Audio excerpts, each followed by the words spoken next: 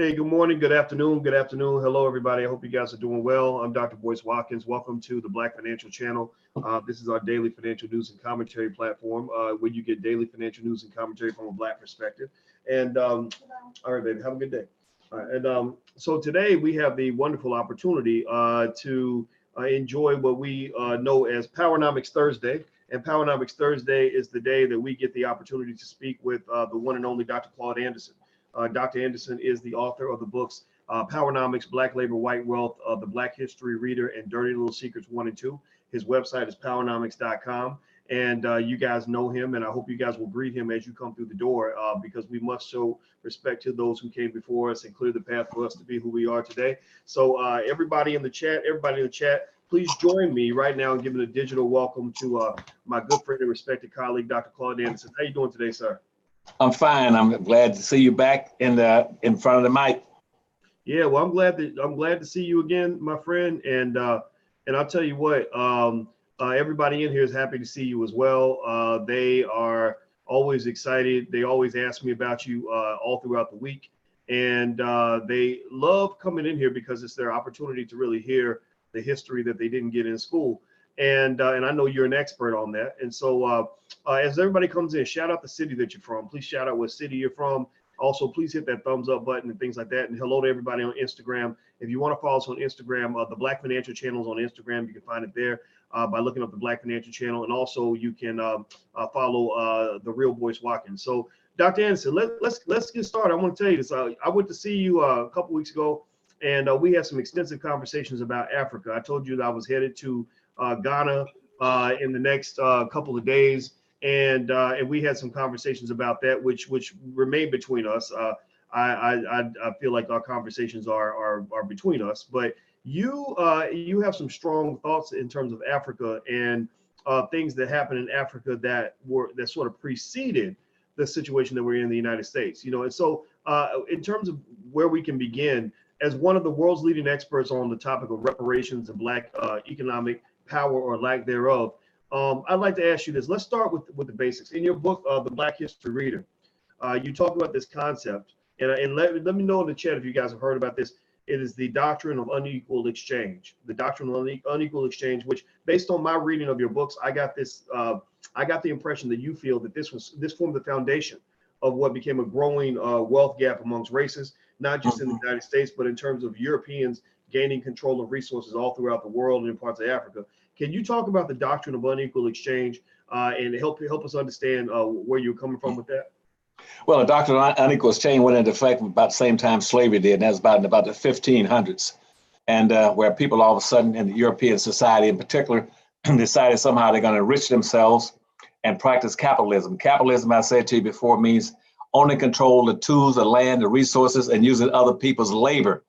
Using other people's labor to enrich yourself. That's doctrine of unequal exchange. Again, you own the land, the tools, and the resources, but you use other people's labor to enrich yourselves. That's what it was put on Black folk. That's why when they decided to go to enrich themselves by coming to the Americas, they said we got to have somebody that we can use as a tool for enriching ourselves. And so they decided at that point in time that let's choose Black folk who were just the opposite. Because we can identify those people because of skin color versus our white skin. We recognize them for dark skin. So they began to go to Africa to pick up those Blacks. And they started going in there, they were picking up Black folk off the coast by ships pulling up around like Henry the Navigator in the 1600s. He was pulling up around the coast of Africa. He found out that Black folk were attracted to clothing, to certain colors. Certain colors would attract Black folk, like red, yellow, and green colors. The Blacks are always attracted to bright colors. And so he would take a whole bunch of clothes over there, cloth rather, and pull up on the beach and start waving all this cloth and offering to give it to the damn different African tribes, and that would come down to the beach to see him. And as they showed up, he just captured them, put them on a boat, and brought them back. And for first 16 he got brought back, he took them and gave them to the Vatican, and gave them to the Pope for the Catholic Church. So the first slaves that he brought back went into the church, and but Black folk got nothing out of that, and all they got was a chance to maybe get a few pieces of colored cloth. And it kept going up and down the line doing the same thing. When they started enslaving Black folk, bringing them to America, what they said is that we need that labor class. And I told you wealth in this society was in labor, because you're gonna use the land. So whites, so we come to this country and own, two classes of people come to America. Whites that would come to America as Europeans and be a wealth class, investor class. They would own all the land, the tools, and the resources. And then underneath that, we get a poor white group called the management class, right underneath us, that would manage those tools, land, and resources. And what's the last one? It's labor, and manage the labor. And so whites were put in as a labor class over black folk. And after 360 years of slavery, black folk got nothing from 360 years of labor. And what did they get in return? Nothing. And so, but whites then took black folks' labor. That was wealth. When you stole black folks' wealth during 360 years of slavery, you stole their wealth. That's why black folk now got 1/2 of 1% of wealth in this country, and whites got 99%. And blacks never focus on that. Wealth is a key. Well, and where is blacks' wealth? Blacks' wealth is in white folks' businesses, in their corporations, their bank accounts, trust accounts, insurance policies, and inheritance clauses. That's where black wealth went. It's still locked and frozen in there. It's frozen into the white society. That was a doctrine of unequal exchange. They took it. What were some of the other things that they got? Now you got your book, for instance, let's say you got the Black History Reader in front of you? Yes, I sure do. Okay, now go to page, let's see, go to page 84. 84, okay. Now, and see those bullets there? Yes. Okay, now you can pick any of those bullets you want. And those are some of the bullets of things that they took from black folk. For instance, blacks owned about 25% of the land in Florida. When General Jackson, Andrew Jackson, went down there and captured all those blacks and started what they call the Trail of Tears and hauled all those black folk out and shipped them with the Indians out to Oklahoma Territory, he stole the land that black folk owned in Florida under the Adam and Onis Treaty, which means those black folk were entirely owned and control their own land in Florida. They were free. They were not slaves. Some of those blacks have been there for years. Some of them come in from the Bahamas. They were free people, owned land by Spanish land grants. But when Jackson went in there and captured all of them and committed a war, which called the Three Seminole Wars, and captured all those blacks and put them, mixed them with the Seminole Indians and shipped them out to Oklahoma, he took all that land in North Florida and gave it to the slave owners in the United States, which was illegal, unconstitutional. He should have gone to prison for that. But he was rewarded again by them naming Jacksonville, Florida after him for having come in and stolen all that land from blacks and giving it back to slave owners. That's a doctrine of unequal exchange. Blacks got nothing, they took it from them. If you look at that in those dots in the Black History Reader, same thing with black music. Blacks right now have a genius. Blacks have a genius for creating music. They started way back during slavery on the slave ships. And they did it again on the plantations every Saturday where they played the banjo, clapped their feet, pat their feet, patted their hands, and created music to entertain whites. They entertained whites. They got nothing out of it though. Whites then began to steal all blacks' music. They've been stealing black folk music ever since slavery. The blacks had a talent for creating language called slang. Whites take over all the slang from them. Blacks have a talent for creating clothing, just a sense of dress. They take that from them. Blacks never get anything for the value they bring to the table in this country to build its culture and its customs and its wealth building industries. And for instance, black folk now created jazz, blues, Dixieland, pop, rhythm and blues. Guess what? Now they whites took it over. Instead of being rhythm and blues, they changed it to rock and roll and put up a rock and roll museum in Ohio, which means black folk now, they got ask whites to be identified with their own music they stole from them. That's the doctrine of unequal exchange. Right now in every black community in America, neighborhood in America, whites put up all the restaurants. They got the McDonald's, the Burger Kings, the Red Lobsters, all the rest of them belong to whites. They come into the black community and like Popeye's chicken and sell them food and stuff. Guess what? Blacks get practically nothing out of it. But they extract out 98% of every dollar out of the black community across America every day, Dr. Watkins. Every day the money is sucked out of the black community, goes into the white community. Blacks don't get anything for it. Let's go to another one, the black vote. Black folk right now make up 38 to 40% of the damn Democratic Party's votes. And yet you cannot find not one candidate in the history that's ever tried to singly, since slavery in the 15th Amendment, try to do something in return specifically solely for black folk. They won't do it. The present candidates right now running for the president of the United States, you have not heard either either the two of the black candidates, Senator Harris or Booker, talk about what they're going to do for black folk. But they want the black vote. And black folk make up 38 to 4% of the Democratic vote. Nobody has promised or mentioned their name at all. Yet they're all talking about the importance of the black vote. That's the doctrine of unequal exchange. You keep screwing over black folk, taking from them, and you never give them a damn thing. You wonder why they're crippled. And every time you force them, say, why don't you do something for black folk? Doctrine of unequal exchange. Well, if we do something for everybody, that helps black folk indirectly. That ain't work for them. You didn't indirectly cripple everybody else and put them in slavery, and you threw black folk into a ditch. You were very specific when you cripple black folk and threw them into a ditch. Now I want to ask you to come out and try to help give black folk wheelchairs. You said, well, I can't give black folk in the wheelchairs unless I give everybody a wheelchair. That's the doctrine of unequal exchange and BS. Nobody wants to do anything for black folk. They take for black folk, whether it's through businesses, through politics, through social, through culture. They take black folks' culture every day, never give them anything in return. That's the long and the short of it. All right, everybody. I'm speaking with Dr. Claud Anderson. He's the author of the books Black Labor, White Wealth, Powernomics, Dirty Little Secrets 1 and 2, and the Black History Reader. His website is powernomics.com. That's powernomics.com. You guys can hear. Let me know if you understand what he's saying, if you follow it. Give me a yes in the chat if you get what he's saying and you understand the doctrine of unequal exchange, if he's explained it well enough that you understand it. Because I bet you anything that none of you have ever been taught this in school. I bet you anything that none of you went to a school that even talked about any of these concepts. And that helps you understand the world that's around you. Now, as we move forward, do me a favor. Please hit the thumbs up button. Please hit the thumbs up button if you haven't done this yet. Thumbs up. Also subscribe. Subscribe to theblackfinancialchannel.com. We're broadcasting from theblackfinancialchannel.com. If you want to see Dr. Anderson directly, but also on Dr. Voice TV, I see you guys over there, and also on Instagram. I want to say hello to everybody there. Please hit the thumbs up button because we're building black media. We want black intelligence to take over the world, and that's why we do what we do, and we do it every day. Dr. Watkins, let me give you a couple more examples before you jump off that subject of examples of doctrine of unequal exchange. As an example, when the Revolutionary War started and the British came into this country, fighting to take over the country from the so-called pilgrims or the colonists, and at that time the nation's capital was not Washington D.C., it was in Philadelphia. And when the British went up to burn down Philadelphia, the nation's capital, guess who went up there and saved it? They sent 800 black slaves to Philadelphia to beat the British, to stop them from burning down the capital. You know what black folk got out of that? They stayed in slavery. Then they came down, the British did the same thing with Washington, D.C. They're going to burn down Washington, D.C. They sent black slaves to save Washington, D.C., to keep the British from burning down Washington, D.C. What did black folk get? Nada, nothing, zero.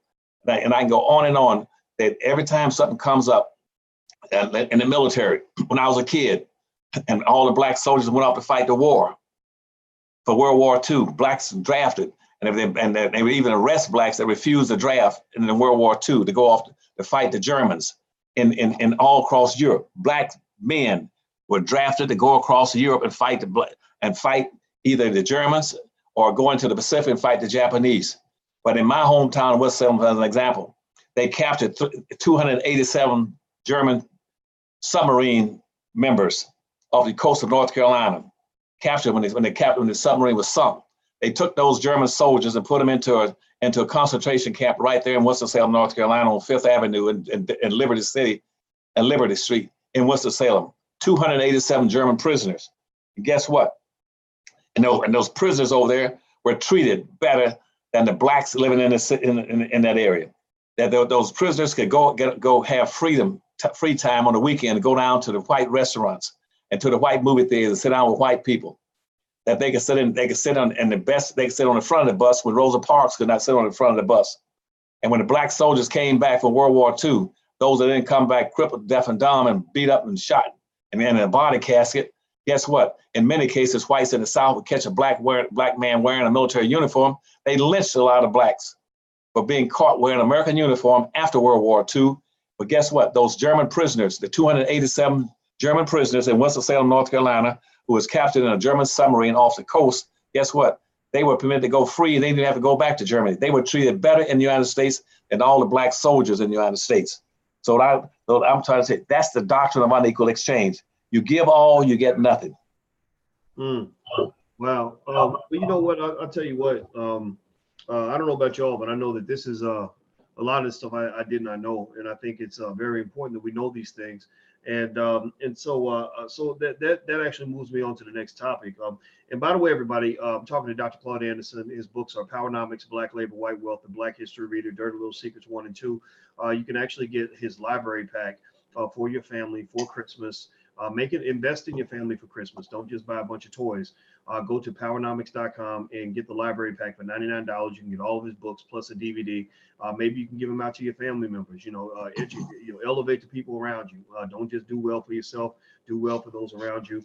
And he comes in here every week and he shows that he knows what he's talking about. He shows that he's second to none. Some of y'all got kids that spend $200,000 going to college and never got to learn from a man like this. And give me a yes or no if you agree that Dr. Claud Anderson's knowledge is more valuable than pretty much anything almost any white man has ever taught at a white university. Is it more important to go to a Stanford Business School and to learn a bunch of European history, or is it more important to listen to people like Dr. Claud Anderson and learn Black American history and Black world history and Black economic strength, right? It's about learning the right things and becoming assets to your community. That's why a lot of us are frustrated, is because we went to college, we spent all the money, gave white folks a bunch of money and said, educate me, and you still don't feel empowered. Well, that's because a smart oppressor is never going to educate you in a way that will help you overcome the oppression. So one thing I also mentioned with Dr. Anderson, we're going to make this announcement real soon. We finally struck an agreement, figured out, got on his schedule. We're going to do a Dr. Claud Anderson Powernomics masterclass in the Black Business School in early January. When that is announced, we will let you guys know on drboyceseminars.com. You can see all the other seminars that we have. Dr. Anderson's seminar will be added in there in the next couple of days. For right now, tonight, we have a seminar on how to make money as a government contractor. Another one's coming up from Castley. I can't remember his last name, Castley Johnson, I believe is his last name. Castley is going to teach on how to get your credit score right. So we have seminars at drboyceseminars.com. So feel free to check that out. Okay, so Dr. Watkins, and that Doctrine of Unequal Exchange was finally linked in 1710, and what you talk about all the time is Meritorious manumission, which means that we will reward you Black folk, after we take everything from you, if you do one or two, three things. Okay, one, that's called the Doctrine of Unequal Exchange, which came out of the 1705 slave codes, but in 1710 they put it into effect, called Meritorious manumission. It started in South Carolina and spread throughout all the slave holding states. And you might have heard somebody like maybe Farrakhan talk about Willie Lynch, the Willie Lynch letter. There was no such thing as a Willie Lynch letter in those days. That was a fabricated letter put together. Most of that language in that Lynch letter, that language didn't even exist in that time. Now, most of that stuff was fabricated and written pretty much by somebody that's non-Black. But anyway, Meritorious manumission says that in 1710 says you can get something out of the things we're extracting out of it. You're picking all the cotton, the rice, the indigo. You're building the roads, the bridges, the highways. We will reward you. We will reward you. Finally give you Black folks something if you do one of three things. One, if you get caught saving and recognized for saving a white person's life or the member of a white family, if you save them and rescue them, protect them, even if you sacrifice your own life, you can get Meritorious manumission. Meritorious manumission meant meritorious means earned something. Something earned, meritorious. Manumission meant freedom. So you can earn your freedom by saving a white person's life or members of his family. That's point one. Second thing you can get Meritorious manumission for was producing something that enriched whites, that made whites rich and produced wealth and power and resources for them, that you could be rewarded with Meritorious manumission. And on three, is that you would squeal on, tell on, and show and demonstrate where Black folk were trying to plan or constitute a slave revolt, and let whites know in advance so they could put it down. So if you did one of those two or three things, you can get Meritorious manumission. As a matter of fact, a movie came out a few years ago called, what's they call that Western about Zanko or Zimko? What was that name? Where the Black guy was, you know, Django, yeah. Django. And you see the Black guy there was played the Black guy behind the white slave master. He was working to get Meritorious manumission, squealing on his own people, beating his own people. And the first thing you learn as Meritorious manumission and turn in your own people is learn how to beat the hell out of them. That's why the professional slave beaters on every plantation, they had a black person whose primary responsibility was to whip everybody other black folks' asses for not picking enough cotton or being mistreated, mispicking cotton or doing something that was negligent. And that's what this, also the book Harriet B. Stover wrote about Uncle Tom's Cabin. Again, where black folk were not doing what they're supposed to be doing, you have a Sambo and Gumbo to whip them. And also when they wanted to lynch a black in those days, they had a black person doing it. He got meritorious manumission for lynching other black people. So right now in this country, you see it going on every day. Watch it on TV. Every time something goes down where black folk are trying to come together and organize. Just take your subscribers right now. Terry, your subscribers right now, they decide to organize. They try to plan to be able to help black folk in this country. You're gonna have a provocateur in that group that immediately run out and try to tell white folk what you're up to and squeal, so you get meritorious manumission. Mm-hmm. All these black folk right now are running with a ball. They're baseball, football, basketball. They're nothing but employees for whites, helping white folks make money. The people that own all the damn stadiums, the people that are producing all the equipment, the basketball equipment, the baseball, the tennis ball, golf balls, and all the clothing, they are whites. You're enriching them. That's meritorious manumission for the blacks, but it's a doctrine of unequal exchange for the whites. You're still owning, controlling the resources and being enriched by your negligence and your ignorance and being comfortable in doing it in your own people. That's the difference between the doctrine of unequal exchange, where you get nothing, but you're being used, and the meritorious manumission with those blacks who volunteer to do it. They're watching when the election come up. All these black persons trying to get meritorious manumission, we're trying to run campaigns for whites, not for blacks. See, people like Senator Harris and Senator Booker, they will get wiped out. They can't compete. You know why? I told you in a 5-story building, it's who owns the wealth controls an election. Voting is a damn illusion. It's a political social illusion to give black folks somehow a pretense that they're going to be involved in something. It's a form of emotional masturbation. It relieves them, but it doesn't do a damn thing for them. Okay? So that's why so Booker and Harris will be knocked out. The people that control the politics are those who own and control the business and the production, those who got meritorious manumission, those who will have nothing to gain but just symbolic.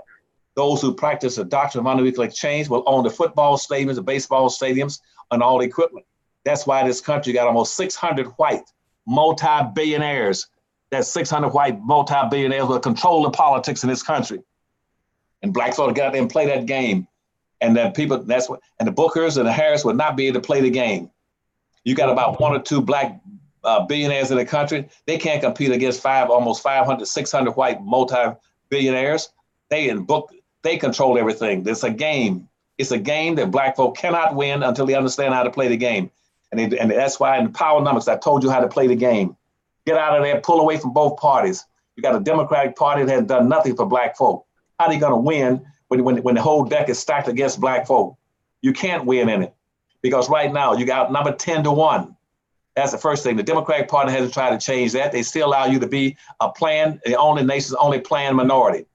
And right now they can hold all the damn election in these big white areas in Iowa and other these white redneck areas and the Dakotas where people get the issue put before white redneck conservatives, white folk first, so they can pick who's going to be the candidates. You're going to boil down to where you're going to have about 5 or 6 white males running for the presidency and maybe 2 white females running. That is it, which says that justice and wars and politics and benefits would only be seen through the eyes of whites. The deck is stacked like it was in a gambling casino. In a gambling casino, yeah, you can go vote. I mean, you can go in the right and play in a gambling casino, just like you can go vote. But if I tell you right now, as Dr. Anderson told you over and over again, that in a gambling casino, you cannot win. The casino owner will win every time, Dr. Watson, because he's got the machines rigged, the cards are marked, the dice are loaded. You go in and gamble as much you want to. I got friends that own casinos, and they tell you the casino owner will never lose. In politics and voting, whites will always win. That's why they go vote these primaries in rural redneck areas and let them decide who the candidates should be. They will always be whites, either white women or white men. The blacks ain't got a snot chance. They don't have the money and resources because not one person, not one party has ever addressed the real issue in this country for racism. That was the maldistribution of all the resources that you love to see in black labor white wealth. You transferred everything into the hands of whites. Nobody's tried to correct it. Until you try to correct it, you got the doctrine of unequal exchange will continue to stay in effect. Black labor, white wealth. Black labor, white wealth. The game is rigged and stacked against you. That's what I'm telling you about, the doctrine of unequal exchange, and the blacks who think they're winning by practicing meritorious manumission. All right. Everybody type black labor, white wealth in the chat if you get what we're saying. I see Veg typed it in here already. Everybody type black labor, white wealth, black labor, white wealth. I think that really explains a lot. That's one of the best book titles I've ever seen. And Dr. Anderson's book called Black Labor, White Wealth. You can actually check it out at powernomics.com. So please type that in the chat to let me know that this is getting through our heads in terms of understanding how the system works. And it makes sense, right? If you see black people as being less than a human being, if you see black people to be like an animal, well, how do you see an animal? Do you do anything with that animal that is for the benefit of that animal? Or do you use the animal for the benefit of yourself, right? What do we do with animals? Do we do things to make animals' lives better? Do we care about animals? No. We use animals. We either eat them or we use them for work or travel or whatever it is, right? Let them carry us around on their back. They can haul a plow through a field. We only feed them so they can serve us better. We only feed them so that they taste better because they're fatter and juicier when we finally get around to slaughtering them. And so for black people, historically, Dr. Anderson, that's what I see. I see, and through the eyes of America and American whites, and this is not anti-white, this is just pro-truth, we were seen as animals. And to this day, we still have a lot of that legacy that remains in that we are fattened up so that we will taste better when it's time to slaughter us. We are used to carry other people around. We carry water for the Democratic Party. We carry other people economically. We give away billions of dollars a year in free labor in the prison industrial complex. And we've got to get out of that, right? So your master is not going to care about you. You must first care about yourself and then make your master care about you. And even if they never do, because you care about yourself, you'll be empowered to do something. Okay, so everybody in here who's watching, please hit the thumbs up button right now. Hit the thumbs up button, subscribe button, hit the notification bell, especially for the Black Financial Channel. If you haven't done that yet, I don't know if you know this, Dr. Anderson, but we're growing the Black Financial Channel. It's one of the biggest Black daily news and commentary channels anywhere. We're actually 4 times bigger than Black Enterprise now. We almost have 40,000 subscribers. I want more because we want to reach millions and millions of people with financial intelligence and financial literacy.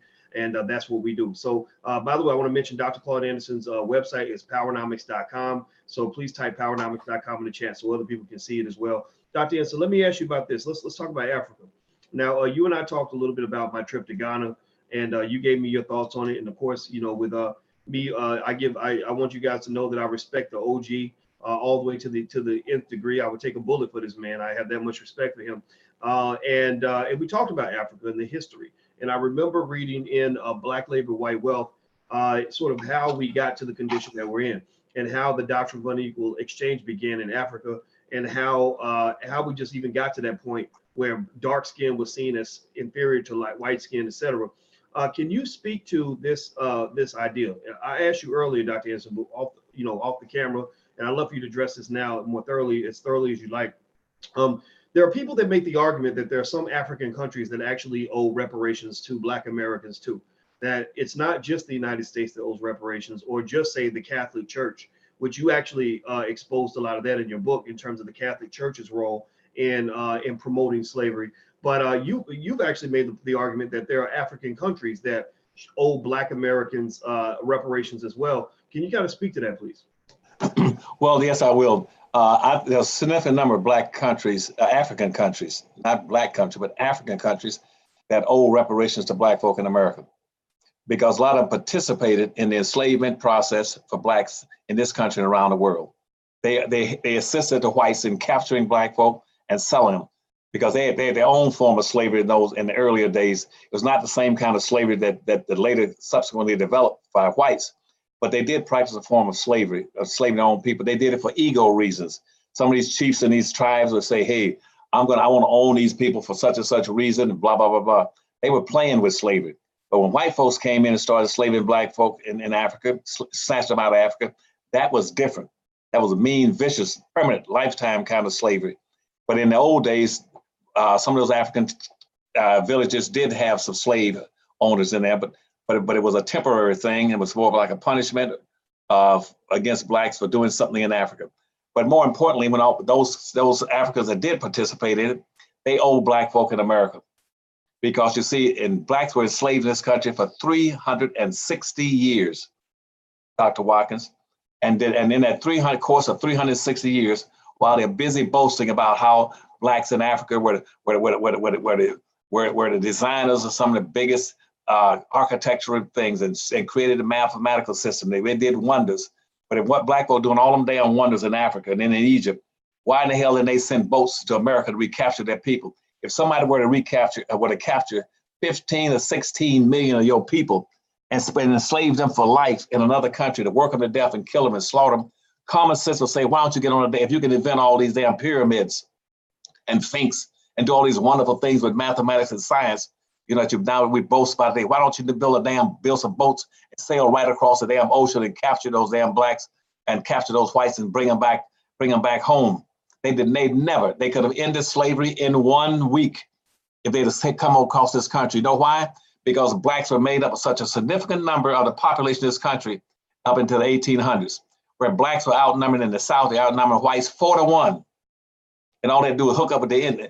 Some of those black countries had to send their troops over here to take over this country. Blacks would own America right now instead of whites. But the African nation never sent one damn boat to America to recapture their people. And then at the same time, they were helping enslave them. Yes, they owe black folk reparations too. That's why I don't call blacks in America African Americans. I call them native black Americans. They were cut out, disengaged, and deculturized. They were deculturized and stripped of all Africanness when they came to this country. They were seasoned for 3 months to make sure they never identify with Africa. And so they are different people. That's why I call them native blacks. And right now, African nations owe them just like they owe everybody else.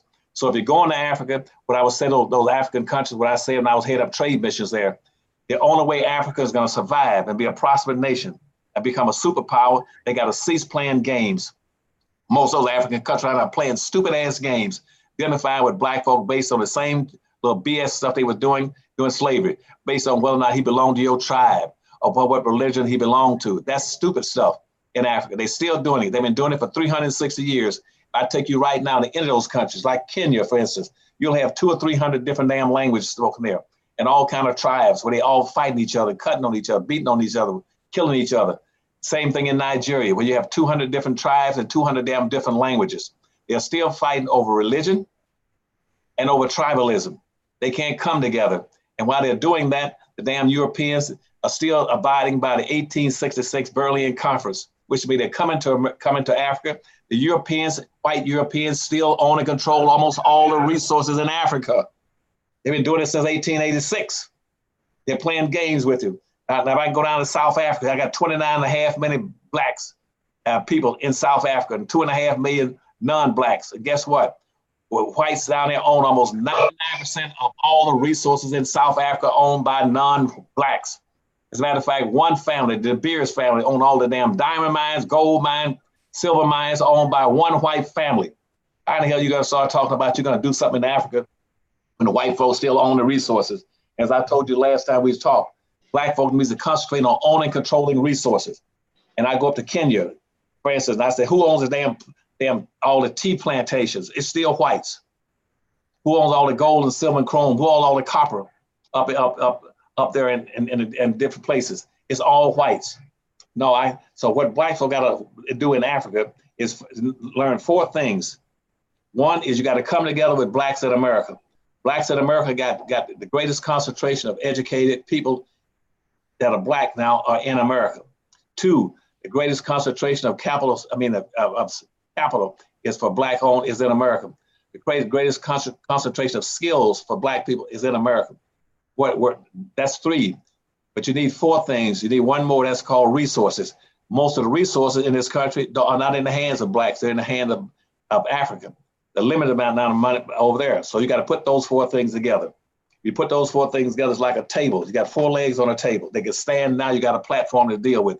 Otherwise, going to Africa, you're playing games, you're massaging yourself. You got to own those 4 things. And blacks in America, must come to get into a strong economic position to be able to do exactly the same thing that Jews do, Dr. Watkins.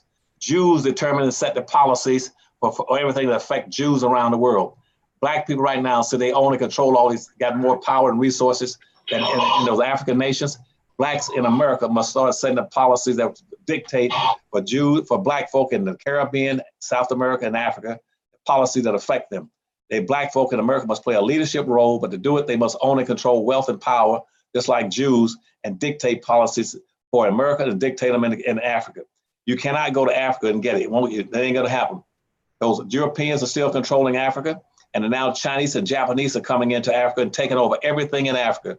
And blacks down there, some of the foolish blacks who are nothing but straw people, are giving the resources to them, giving the things. That's why South Africa enacted a new constitution where they're giving affirmative action plans for business development to Chinese coming into South Africa, giving them jobs and activities and opportunities.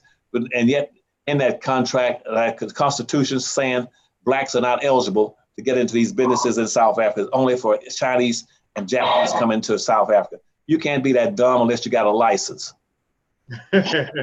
All right, everybody, if you just came in, I'm talking to Dr. Claud Anderson. Dr. Anderson is the author of the books Powernomics, Black Labor, White Wealth, The Black History Reader, Dirty Little Secrets 1 and 2. His website is powernomics.com. That's powernomics.com. Hit the thumbs up button right now. Everybody right now, please hit the thumbs up button. And also, I want to acknowledge Dr. Pierre Louise. Thank you for your donation in the chat.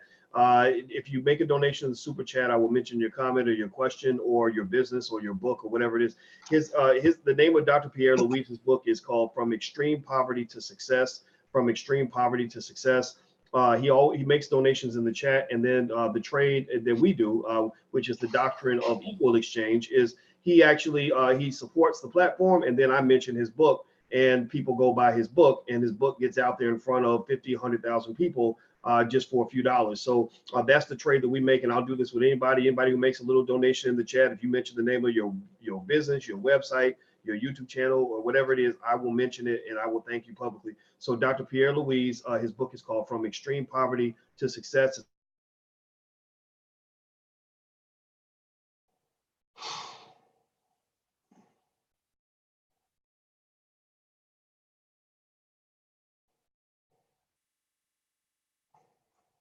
It's available on political issues.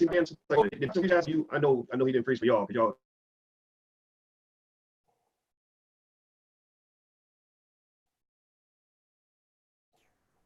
Oh, it looks like he's having trouble hearing me and seeing me. Give me 1 second, guys. While I do that, please hit the thumbs up button and the subscribe and notification bell if you haven't done that yet. Dr. Anderson, can you hear me? Can you see me? Yeah, I can hear you now. You went off for a while. I can hear you now. Oh, okay. All right. We're back. Good. Okay. So let me ask you this final question then. Let me jump in and make one point, then you can ask me that question. Going back to last week, a point you just made earlier, you were right on target a few minutes ago. In our initial discussion, you talked about how black folk, what was it now? You said how white folk, how they treated black folk, how black folk would feed them and all that stuff. They were like taking care of them. What was that? How did you say that again? That basically almost like an animal. You fatten the animal up so that they be ready, so they'll be taste better when you finally slaughter them. That's right. That's the point I wanted, and I was trying to relate that back to what I talked to you about last time. About you asked me when you called me over Thanksgiving, asked me about Thanksgiving, the history. You said, Dr. Anderson, could you get on it and talk about Thanksgiving, the origin of Thanksgiving, and its history, but in particular talk about all the symbolism, like about the pilgrims and the turkey and the Indians. Explain all that to me. Well, I could run through that all that. I tried to run through that. I know it was a little bit confusion. Pilgrims who came into the country, they were nothing but Protestants coming in from northern countries in Europe, and they try to set this whole religious bit, and they stayed here and changed from pilgrims to colonists, and into Europeans, and now into whites. But the point was that the turkey disappeared. And then when slavery started in the 1789, black folk became the turkey. They really tasted the turkey. When the pilgrims came to this country, they survived off what we call wild turkeys. I don't want to make it confusing again. I made it confusing to you last. When pilgrims came to this country in 1620 and landed in the Plymouth Rock, they survived for about 30 years off what they had to eat. That was stuff like corn and as abundance of wild turkeys running loose. That's what kept them alive. But they came here, they didn't come here for religion, contrary to the myths that you see in about Thanksgiving. Thanksgiving was not a religious holiday. The Pilgrims came here for enrichment, just like all the other European countries were coming here, period.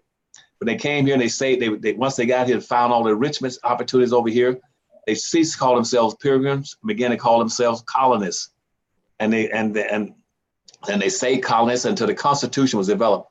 When the Constitution developed, by then most of the wild turkeys had been eaten. And they replaced the wild turkeys to be able to survive off. They created slavery. Black folk became the wild turkey in this country. They became the turkey. They became to produce the wealth, the power. They the one that fed white folk, produced this resources, the corn, the rice, everything, tobacco. They became the turkey. So when you start talking about Thanksgiving, the Pilgrims disappeared for a while. The wild turkey disappeared. Black folk came in some place and supplanted the wild turkey. And they became the people that generated the wealth and power in this country, that fed the society, kept it running. And you did not have George Washington mentioned a holiday and never followed up on it. Lincoln then set up a Thanksgiving as it existed, and they right after the Civil War to try to pull the country back together again. He said, let's unite now and just to start practicing ethno-aggregation and ethnocentrism. And we're going to try to have a holiday. We need a special holiday to reunite this country. And at that point in time, when they started, and we're going to have it called a Thanksgiving. At that point, they brought back the whole concept, the illusion of a pilgrim. And they also brought back the whole concept about Indians. And then at that time, because the Indians then had been set free, declared an independent nation, and been given and been raised and elevated over blacks. But black folk became the turkey. Black folks are still the turkeys that's been taking care of whites. You were hit the nail right on the head. The wild turkey disappeared way back after about less than 50, 60 years in this country, because the early colonists and pilgrims ate up all the wild turkeys. And after the wild turkeys disappeared, black slavery started. Black folk became the wild turkeys. And you see them sitting on the table for Thanksgiving. White folk are they're stuffing that turkey with Black Friday. Black folk are now still taking care of whites in the society and benefiting everybody. They're a platform for every immigrant to come in this country and make money and get enriched off of black folks' labor, their culture, and everything else. That's why ethnic groups can come in this country and surpass black folk like that. Black folk are they're still the wild turkeys in this country at Thanksgiving. And I'm just saying and all the rest of the stuff is fables and myths that are created about Thanksgiving. Thanksgiving was not originated until by Abraham Lincoln after the Civil War, and they brought back the Pilgrims, the image of the wild turkeys. They brought back the Indians, because Indians now were classified as whites by 1890. Whites began to classify Indians as whites, and black folk became the turkey, and they're still the turkey.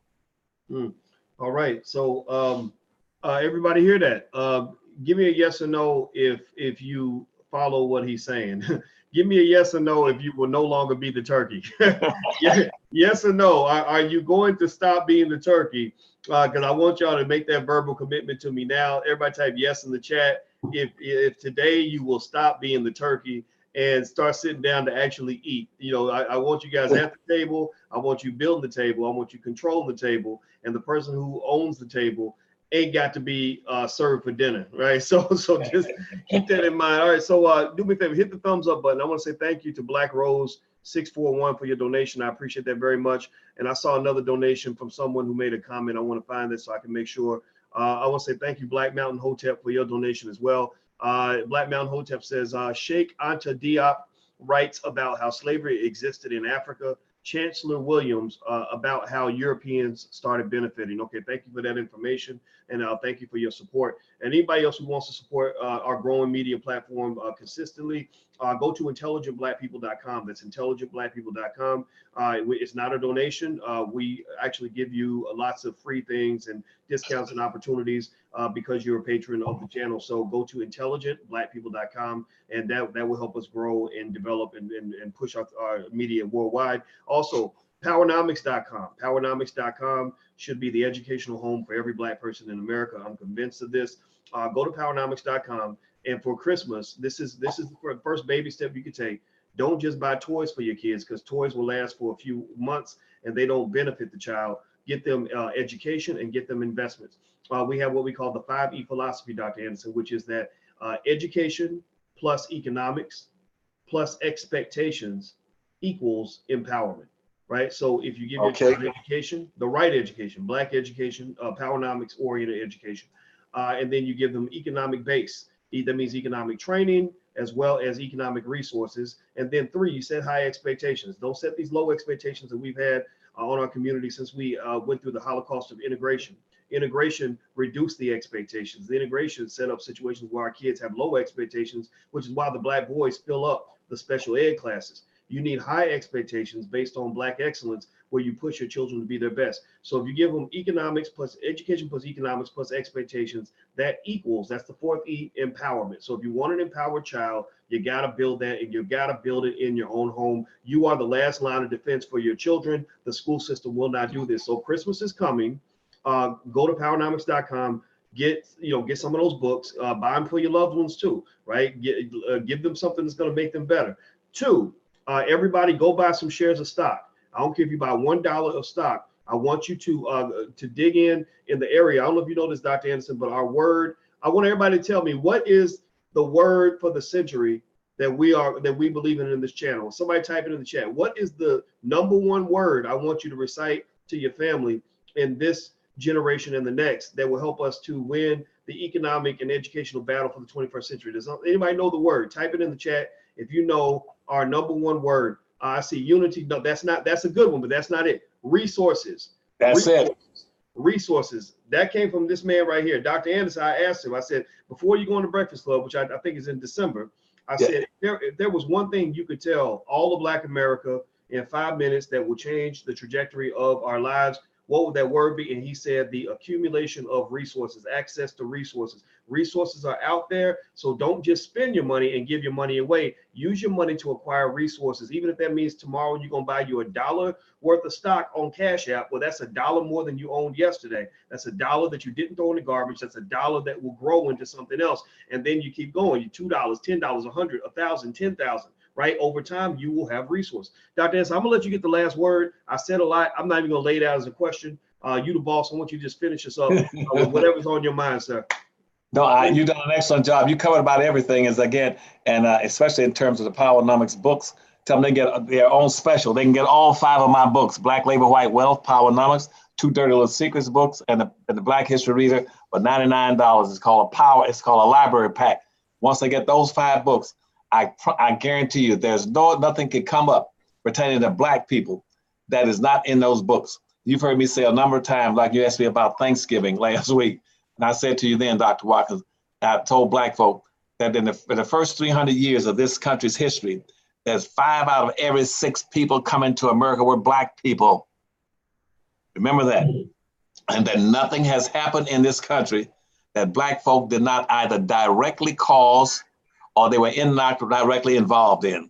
That's why in those Dirty Little Secrets books, I got over 1,000 short stories of factoids, of unknown secrets about what Black folk did, their achievements, and how they brought about the development of this country. 1,000 of those stories in those 2 books called Volume 1 and Volume 2 of the Black History Reader, and the Black Dirty Little Secrets about Black history and Black heroes and other troublemakers. Those 2 books alone should be in every elementary school for Black children. And the Black Labor book and the Powernomics book should be in every high school and every college. And the Black History Reader should be on top of those books saying, here's the game, here's where you are. Let's start playing again, playing the game to win. You got to beat the social construct. And here's the concluding thing. I told you about the aura. The aura, the key is, as you just said, is owning, controlling resources. And that's why we're still impoverished, because we don't own any resources. And to be honest with you, the Dred Scott decision says that Black folk have no rights that people are bound to respect. And so when the second Constitution was written, they said that in 1863 it would be called Reconstruction. There'll be a Reconstruction period, an era, running from 1865 to 1875. Reconstruction, reconstruct. What does reconstruct mean? It means do something that was done wrong originally. It needs to be corrected. That's why I said in Black History Reader, the biggest problem in America right now is a social construct, a social construct. Reconstruction period means correct that social construct that was put in place back in 1879 in the Constitution. Redo it, redo it. That's why it's called Reconstruction period between that 10-year period between 1865 and 1875. I've never found one black person that got a degree that understands that. Reconstruction means go back and change what you've done incorrectly and now reconstruct it. So break that social construct. And that's why you pick up the Black History Reader, it says we're still locked in that social construct. And then we locked into a social construct that defines how black folk can achieve, that all the resources, the land, the privilege, the right, the businesses, income, wealth, and would all be distributed into the hands of white people. That was a social construct. Reconstruct means change all of that. And yet you can't find one politician, one liberal, one racist, or one civil rights organization that understands that. It says, get out here and reconstruct. You didn't do it because it was killed off in the 10-year period between 1865 and 1875. That's why right now the Dred Scott decision is still active. It has never been changed because before it got a chance to be completed, nobody reconstructed because the United States Supreme Court and the Northern whites and the Southern whites got together and says, leave it like it is. So yes, the Dred Scott decision is still in existence. Nobody's ever reconstructed. And when you start thinking about R's, the two R's, one, resources, the point one, and the second thing is reconstruct. And that's why I call Reconstruction. Okay, buddy? All right. Yes, sir. We got it. We got it. Everybody, if you could, I hope that you will take 1 second and please give Dr. Anderson a digital round of applause, a digital acknowledgement, a thank you for giving us his time every Thursday. And also, I want you all to know that Dr. Anderson has agreed to do a masterclass in the Black Business School, a 6-week Powernomics masterclass in which we're going to go through all the keys and tools of Powernomics, but also answer all of your questions.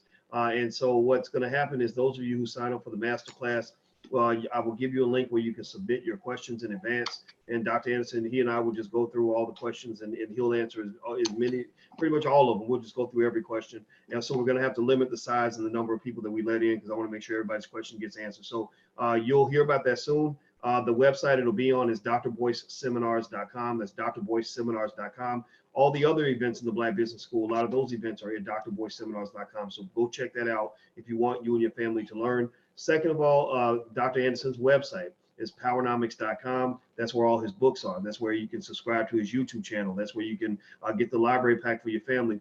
And we mentioned this because any media out here, I don't care what media you're talking about, every media outlet has to have some type of corporate sponsorship. That's why when you watch Monday Night Football, it says brought to you by Ford trucks or whatever, right? Well, our corporate sponsorship can't be, Target and Walmart and General Electric. We can't come in and say, this is Black Power brought to you by McDonald's. That would seem tacky and they wouldn't support it and we wouldn't want them to support us. So what we do is we actually have things in the background that you can be a part of that will support and fuel the tens of thousands of dollars a month that it takes to expand and to push the message worldwide. So if you ever wonder, if you ever want to know why we mention different things that you can actually use to add value to your house or to your home, it's because we are building an economic engine. We ain't begging nobody for nothing. We believe we can build on our own. And you guys watch us. You've seen us do probably about a couple 100,000 hours of content over the last several years. So that we ain't playing, that we are 100% for real, in it with both feet and there for you in every single way. And we want you to win. Okay, guys. So that's why that's the explanation in terms of how the model's working and what we're doing. And it is working, Dr. Anderson. I'm gonna tell you, I think we hit about, if I'm not mistaken, I think we reach about 2 to 3 million people a month. Mostly Black people, intelligent Black people. So that's a niche. So that's like, so we're really becoming very powerful very quickly, and we're changing people's lives. That's the best part. We ain't just out here trying to be famous. We're out here trying to get people to change how we see everything and to find the keys to power. So I love you, Dr. Anderson. I have a lot of respect for you, and I want to say thank you once again for joining us today. Well, thank you. As long as they're buying those Powernomics books, I can stay on the air at powernomics.com, and I can still be associated, identified, and work cooperatively with Dr. Boyce Watkins, as long as some resources are coming in here to keep us on the air, because right now, no white corporation is going to buy any time on the powernomics.com or Boyce Watkins, because they're saying they are too Black. They talk about Black folk. And most of the media says that if you talk about black folk, you can never get a white dollar. And I don't care. I never in the Powernomics Corporation and in the Harvest Institute, never in 27 years have we ever got one penny from whites, and also no money from these white wealthy black folks. And I don't care about that. It doesn't bother me. It doesn't offend me. And I'm gonna try to embarrass those Negroes and run them out of a ditch by embarrassing them, saying you got to start setting up for your own people. And I got a contract shooting basketball and running with a ball. I get $300,000, $3 million a year. What do you say for black folk? Nothing. So I said, that's okay. Keep your money, because when the wagon comes to get the masses of poor blacks, they're gonna get your rich ass too. Mm-hmm. Right. Yeah. Well, I'll tell you what. I've been offered chances to get money from non-black corporations, but I've never wanted it. Because I'm not gonna let nobody come up in here and tell us what we can and can't talk about. I'm not participating in that. And the other thing too is, our strategy is what I call redirection of black dollars. Given that we have 1.3 trillion and we give away about 1.2 trillion of that, I just turn to our people and say, look, if you spend money with white folks who care nothing about you, then I hope that you'll save something for black folks who show that we care about you. And it's a simple appeal like that. And I'm not begging, I'm not asking for no charity. If you don't feel that whatever we offer you adds value to your life, that doubles whatever you pay for it, then you should let us know. We'll give you your money back. We are not here to engage in any sort of, ridiculous coonery. We're here to just deal with you on the up and up, and that's what we do. And you guys know we laid it out there for you to evaluate for yourself. So thank you guys very much. Powernomics.com, that's Dr. Anderson's website. TheBlackFinancialChannel.com, that's where you can subscribe for daily black financial news and commentary from a black perspective. So make sure you subscribe, TheBlackFinancialChannel.com. Hit the thumbs up button, and thanks once again, Dr. Anderson. It was great seeing you. Thank you, buddy. I'll see you next week. I'll see you in a couple of weeks. Yes, sir. All right. And I'll talk to you guys probably next time. I might talk to you is either on my way to Ghana or when I get there. So I'll let you guys know what I see, and see you soon. Take care. All right. Take care. All right, bye-bye now. All right. Bye.